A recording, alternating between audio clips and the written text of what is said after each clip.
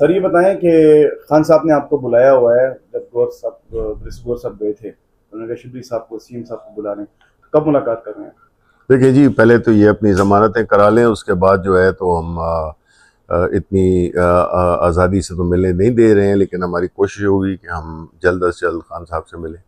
Sir ये क्या उद्यम तमा था ब्रिजेश साहब के ऊपर कि आप तीनों को बुलाया गया?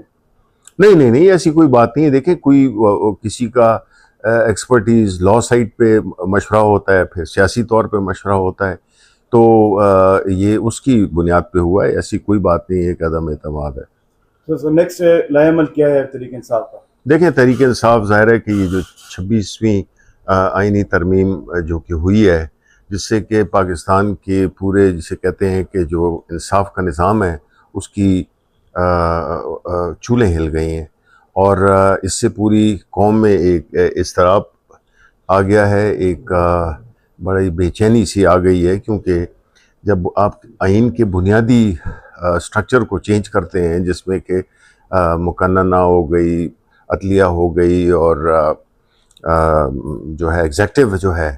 अब उनके अपने अपने रोल्स आइन में दिए हुए हैं, तो ये आइन की बुनियादी स्पिरिट के ख़िलाफ़ है ये अमेंडमेंट, जिसमें कि आपने ताबे कर दिया है मुकन्नना के ज़रिए, अदलिया को मुकन्नना के अंडर आपने कर दिया है। अब ये तो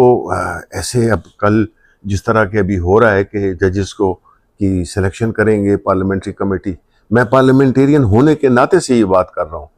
कि ये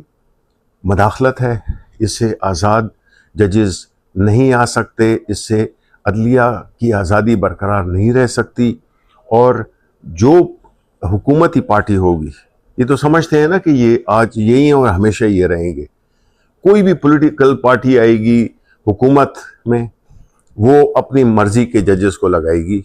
जो कि वो समझती है कि उनके हक़ में फ़ैसला करेंगे। तो इसलिए ये जो इस वक्त ये माहौल क्रिएट कर दिया गया है, ये मेरा ख़्याल है कि अदलिया की आज़ादी पे एक बहुत बड़ी कारी ज़रब है, और पाकिस्तान हैसियत मुल्क, पाकिस्तानी अवाम इसकी मुतहम्मिल हो नहीं सकते हैं कि जिसमें कि जब आपको इंसाफ के इदारे पे को मुतनाज़ा बना दिया जाए या ताबे कर दिया जाए, तो उससे फिर लोगों में की जो बेचैनी है वो बहुत ज़्यादा बढ़ जाती है, और जो जजेस हैं उन पे भी बहुत ज़्यादा प्रेशर होता है। इसलिए मैं समझता हूँ कि ये जो 26वीं तरमीम थी, जिसमें कि ख़ास तौर पे जिस तरह जुडिशरी को सबजुगेट किया गया है, ये इस मुल्क के मुस्तकबिल पे एक बहुत बड़ा सवालिया निशान खड़ा कर दिया है। जो आपके सर अमकान फिसल गए, उसके हवाले से क्या फैसला किया? देखिए, जिन्होंने तो क्लियरली वोट किया, पहली बात तो ये है ना कि जी देखें, जिस तरीके से हुई है कि ये तरमीम, सिर्फ ये कि जो तरमीम ये हुई है उसके जो मेरिट्स हैं उसकी तो बात हो गई, लेकिन जिस तरीके से ये की गई है, जिसमें कि ज़बरदस्ती, धौंस, लालच, उसके ज़रिए जो है तो मेंबरान की वफादारियाँ लेने की कोशिश की गई है। 5 के 4 हमारे मेंबरान भी इस्तेमाल हुए, BNP के 2 सेनेटर्स इस्तेमाल हुए, तो हमने तो बात यह है कि इसी पे इसके लिए एक राह बनाई गई 63A को चेंज करने की, और उसका बुनियादी मकसद यही था कि इस दिन के लिए कि आप जो पार्लियामेंटेरियंस हैं उनको ज़बरदस्ती के ज़रिए या लालच के ज़रिए आप उनकी वफादारियाँ वो कर सकें। इस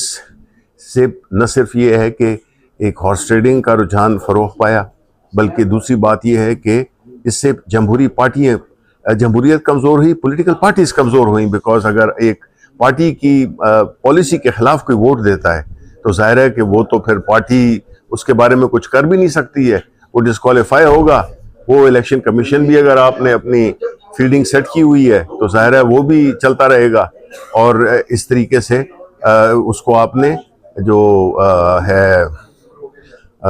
हॉर्स ट्रेडिंग, उसको आपने एक मुअज़्ज़ज़ शक्ल दे दी है। सर ये बताइएगा, आईनी तरमीम के हवाले से पार्लियामानी कमेटी बनाई गई है जिसमें 2 सुन्नी तहरीक के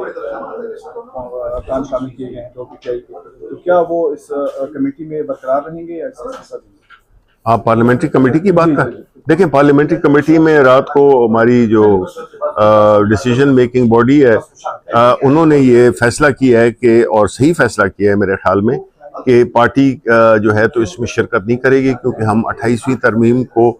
मानते ही नहीं है, और हमारी पार्टी उससे शदीद इख्तिलाफ रखती है। तो हम उस प्रोसेस में कैसे बैठ सकते हैं जिसको हम मानते नहीं हैं।